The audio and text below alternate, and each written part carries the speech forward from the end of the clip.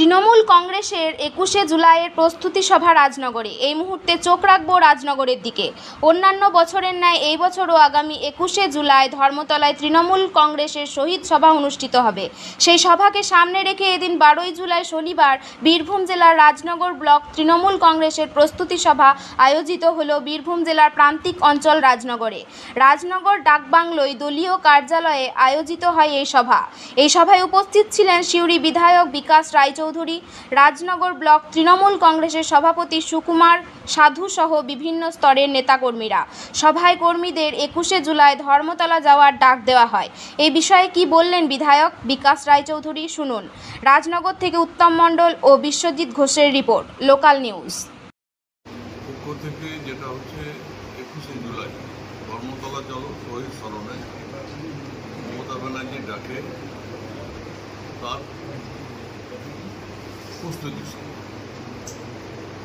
এখানে আমাদের ব্লক নেতৃত্বরা সবাই আছে, পঞ্চায়েত স্তরে আমাদের নেতৃত্বরা আছে এবং বুথ পঞ্চায়েত স্তরে আমাদের সভাপতি এবং দলীয় নেতৃত্বরা আছে, বুথ স্তরে আমাদের যারা সভাপতিরা আছেন তাদেরকেও ডাকা হয়েছে।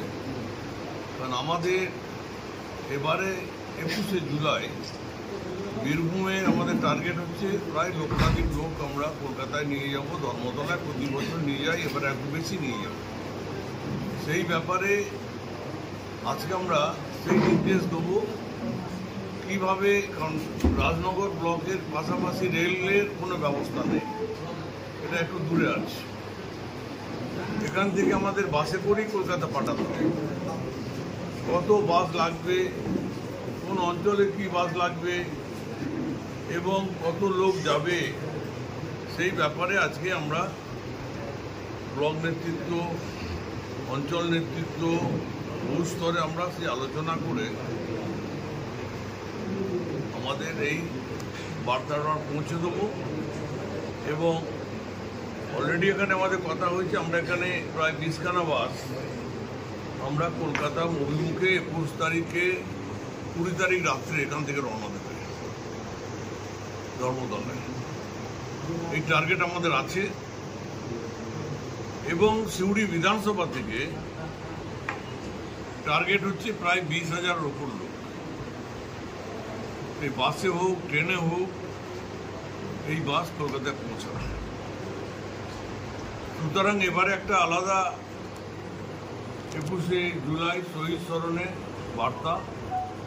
মমতা ব্যানার্জি সেই বার্তাটা হচ্ছে শোনার জন্য আগ্রহী আমাদের কর্মীরা, আমাদের নেতৃত্বরা। কারণটা হচ্ছে 26 সালে বিধানসভা নির্বাচন। সেই নির্বাচনের পরিপ্রেক্ষিতে আমাদের কাজ মমতা ব্যানার্জি যে নির্দেশ দেবে সেই নির্দেশ মোতাবেক আমরা শুরু করে দেব। সুতরাং এবারে কলকাতা হবে জনজোয়ার, আরও জনজোয়ার, বড় জনজোয়ার। কলকাতায় রাস্তাঘাট শুধু মানুষ আর মানুষ ছাড়া আর কিছু দেখা যাবে না। এবং আমরা আশা রাখছি বীরভূমের টার্গেট ফুলফিল হবেই, তার বেশিও হবে। বীরভূম থেকে কিছু না হলে অন্ততপক্ষে 300-র উপরে বাস যাবে, ছোট গাড়ি তো কয়েকশো যাবে, ট্রেন তো আমরা 19 তারিখ থেকেই ভাবছি কলকাতা অভিমুখে আমাদের ভাগ করে নিচ্ছি কোন অঞ্চলকে কবে পাঠাবো। 19-20 আগের দিন থেকেই আমাদের বেশিরভাগ লোককে আমরা কলকাতা পাঠিয়ে দেবো।